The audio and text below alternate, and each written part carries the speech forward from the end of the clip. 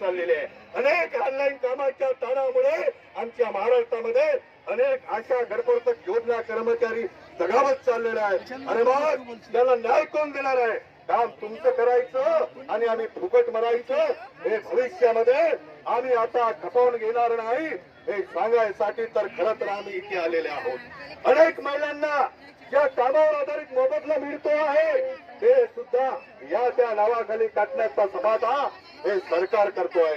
आणि म्हणून आमच्या आशा असतील, घटपोट असतील, अंगणवाडी सेविका असतील, ज्यांना सरसकट किमान 26,000 वेतन, 10,000 पेन्शन आणि शासकीय कर्मचाऱ्यांचा दर्जा आणि जे 4 लेबर कोड जे काढले गे सरकारने ते मागे घ्यावं, जनसुरक्षा विधेयक रद्द करावं, या तमाम मागण्यासह शेतकऱ्यांची संपूर्ण कर्जमाफी करण्यात यावी, जे झपाट्याने प्रचंड महागाई वाढत आहे ते कमी करण्यात यावी, यासह अन्य मागण्यांसाठी आजचा हा विशाल असा लाल मोर्चाच्या संयुक्त कृती समितीच्या नेतृत्वातला मोर्चा धडकलेला आहे।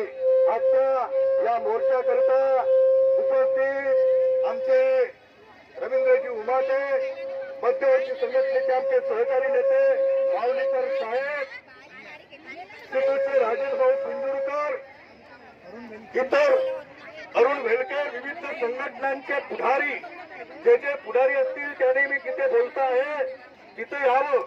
आज आपण वेगवेगळ्या संघटनांचे वेगवेगळे निवेदन आपण सरकारपर्यंत पोहोचणार आहोत। ट्रेड युनियन म्हणून आम्ही सगळ्यांचे प्रश्न घेऊन निवेदन देऊ, पण इतर कर्मचाऱ्यांचे सुद्धा विविध मागण्यांना कलेक्टर असेल, जिल्हा परिषदचा सीओ असेल, शिक्षण अधिकारी असेल, आरोग्य अधिकारी असेल, या सर्वांना निवेदन देणार आहोत। मला माहित आहे कोरोनाचे पैसे आमच्या बहिणींना मिळालेले नाही, नगरपंचायत अजून खालीच आहे, ग्रामपंचायत कुठेतरी वेळ काढूपणा करताय, त्याच्यावर सुद्धा आम्ही आज वाच्यता करणार आहोत। तेव्हा मी आजच्या या महाकाय संयुक्त कृती समितीच्या लाल बावट्याच्या या कलेक्टर ऑफिस धडकलेल्या मोर्चाला संबोधित करण्यासाठी राज्य सरकारी कर्मचारी मध्यवर्ती संघटनांचे नेते सन्माननीय मावळकर साहेब हे मार्गदर्शन करतील असं मी त्यांना विनंती करतो।